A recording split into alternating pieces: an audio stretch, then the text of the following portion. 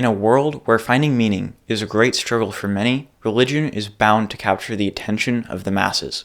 As an atheist myself, the idea of an ideology where meaning is handed to you on a silver platter is incredibly tempting. Unfortunately though, religion has some deal-breaking flaws. While it is true that meaning is readily available to those practicing, the path religion takes to meaning is fantastical at best. Ideas like God simply do not have any basis in reality. Most religions have a text describing what one should be doing and the punishments for not doing so. However, these doctrines have not withstood the test of time. It is both impossible and impractical to state correct behavior in every situation. There are many examples of horrible things being done by the order of religious doctrines, and all this not to mention the lack of critical thinking skills this would impose. This leads myself and many others to become unsatisfied with religion, forcing us down the longer path. The path to where truth and meaning meet. A philosophy without God.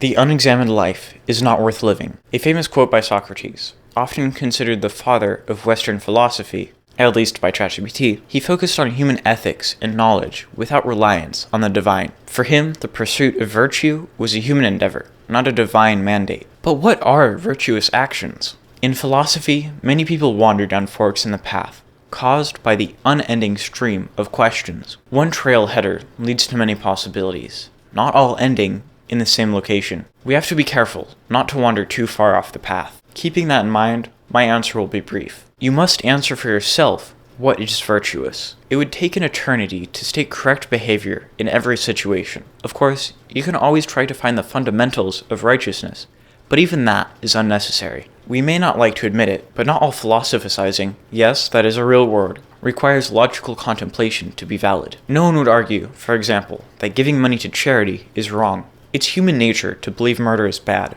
not something requiring extensive thought. And of those who choose to analyze it, I doubt anyone of a healthy mind would come to the conclusion that murder isn't morally reprehensible and go on a killing spree just for the heck of it.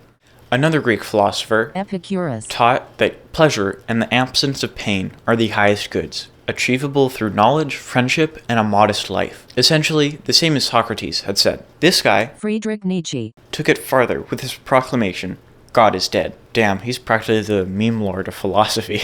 Anyways, he challenges us to create our own values in a godless world.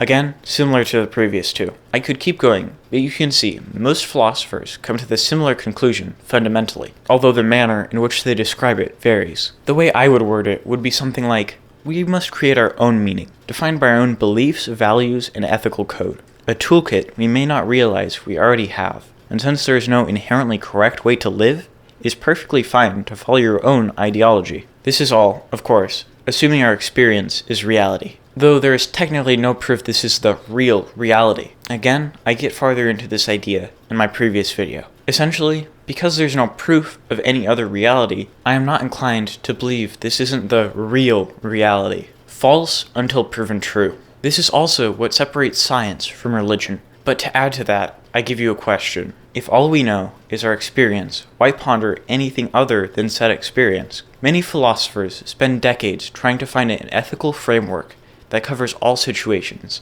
and is flawless without a doubt. Doing this, they forget about the real world and what is practically possible. The truth is, most people have a good grasp on what is right. When you go case by case, most answers seem easy. Your own ethical code already exists, not on paper, but in your mind. And since your entire life happens on a case-by-case basis, most decisions are trivial. And when they aren't, you can use your own pre-existing logic to decide. Humans are not robots. We do not need a set of specific instructions on how to function. When we wake up in the morning, we do not need instructions on how to go downstairs. Likewise, the feeling of hunger requires no effort to feel.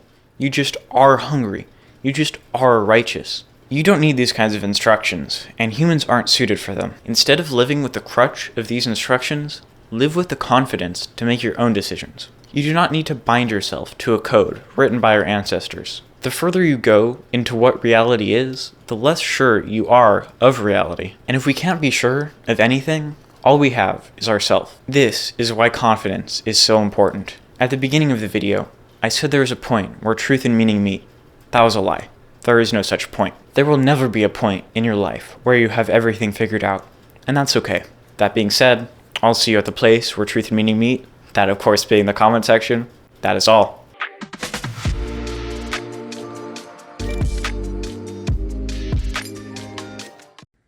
Last episode, I gave you a tour of my desk. Now I'm going to give you a tour of where I do my overhead shots. So that's where I put my phone. That's how it looks from the phone. And you can see all of the quotes and stuff there. Some of these things you may recognize from the video. There's even more on the trash. That's the cutter tool. And this is the very professional counterweight for my phone and the overhead light, including a banana costume.